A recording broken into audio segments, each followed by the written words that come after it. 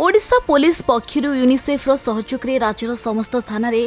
जुवेन टीका कार्यक्रम आरंभ होता बेले केन्द्रापड़ा जिले में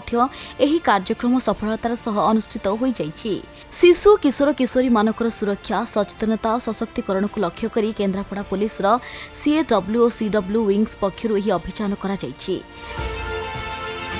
स्थानीय सदर थाना परिसर में आयोजित यह सचेतना कार्यक्रम में थाना अधिकारी पद्मालय प्रधान जोगदे किशोर अवस्था घटुवा विभिन्न अपराध साइबर सुरक्षा डिजिटल सुरक्षा संपर्क में सचेतनता सृष्टि करते। पर्सनालीटा सेमती से अन्य मन को डरे पाले ही पुलिस है तो आम को छोट पिला तो डर लगे नॉर्मल आज तो बहुत अलग था अन्य दिन फ्रेंडली लगे समस्ते आम जो नॉर्मली झील मान छोट छोट पाई जहाँ सब अत्याचार होची लेडीज माने हूँ तो झील मैंने भी हूँ वोमेन मैंने भी हूँ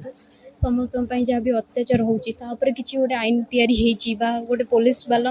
रेस्पॉन्सिबिलिटी बहुत अधिक अच्छी से उपरे आलोचना करागला जोटा आम जान नु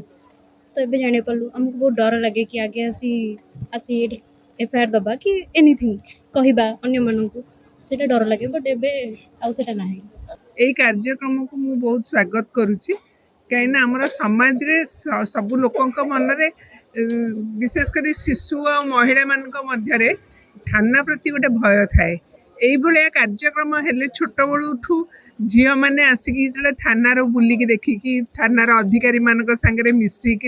गले मनर थाना प्रति भय दूर हम आ प्रति जो अन्याय होची ताकू प्रतिवाद करने से साहस करें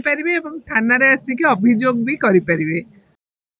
केन्द्रापड़ारू मलय कुमार साहू रिपोर्ट खबर ओडिशा।